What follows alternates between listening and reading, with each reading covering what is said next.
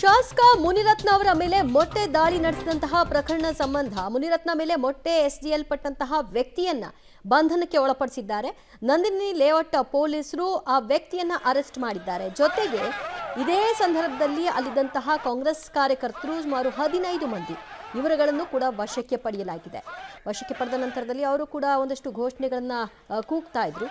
ಈಗ 4 ವಿರುದ್ಧವಾಗಿ ಮುನಿರತ್ನ ಅವರು ಆರೋಪ ಮಾಡ್ತಾ ಇದ್ದಾರೆ. ಇವರ ಪ್ರೇರಣೆಯಿಂದಲೇ ಇವತ್ತು ಈ ಕೃತ್ಯ ನಡೆದಿದೆ. ಇದು ಸಾಮಾನ್ಯ ಮೊಟ್ಟೆ ಎಸೆತದ ದಾಳಿ ಅಲ್ಲ, ನನ್ನ ಕೊಲ್ಲುವಂತಹ ಸಂಚು ಅನ್ನುವಂತಹ ಗಂಭೀರ ಆರೋಪವನ್ನು ಕೂಡ ಮಾಡ್ತಾ ಇದ್ದಾರೆ.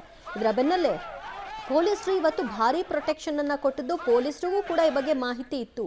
ನನಗೆ ಪದೇ ಪದೇ ಹೆಲ್ಮೆಟ್ ಹಾಕ್ಕೊಂಡು ಬರುವಂತಹ ಮುಸುಕುದಾರಿಗಳು ಬೆದರಿಕೆಯನ್ನು ಹಾಕ್ತಾ ಇದ್ರು. ನೀನು MLA ಸ್ಥಾನಕ್ಕೆ ರಾಜೀನಾಮೆ ಕೊಡಬೇಕು ಅಂತ ಒತ್ತಾಯಿಸ್ತಾ ಇದ್ರು.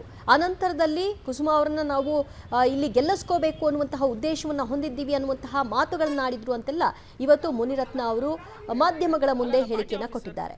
ಮೊಟ್ಟೆ ಎಸೆಯಲ್ಪಟ್ಟಂತಹ ವಿಚಾರಕ್ಕೆ ಸಂಬಂಧಪಟ್ಟ ಹಾಗೆ ಹಲವಾರು ವಿಚಾರಗಳು ಈಗ ಒಂದೊಂದಾಗಿ ಹೊರಗೆ ಬರ್ತಾ ಇದೆ. ಮತ್ತು ಈ ಸ್ಥಳದಲ್ಲಿದ್ದಂತಹ ವ್ಯಕ್ತಿಗಳು ಕಾಂಗ್ರೆಸ್ ಕಾರ್ಯಕರ್ತರು ಅನ್ನೋದು ಕೂಡ ಪೊಲೀಸರ ಬಂಧನದ ನಂತರದಲ್ಲಿ ಗೊತ್ತಾಗಿದೆ.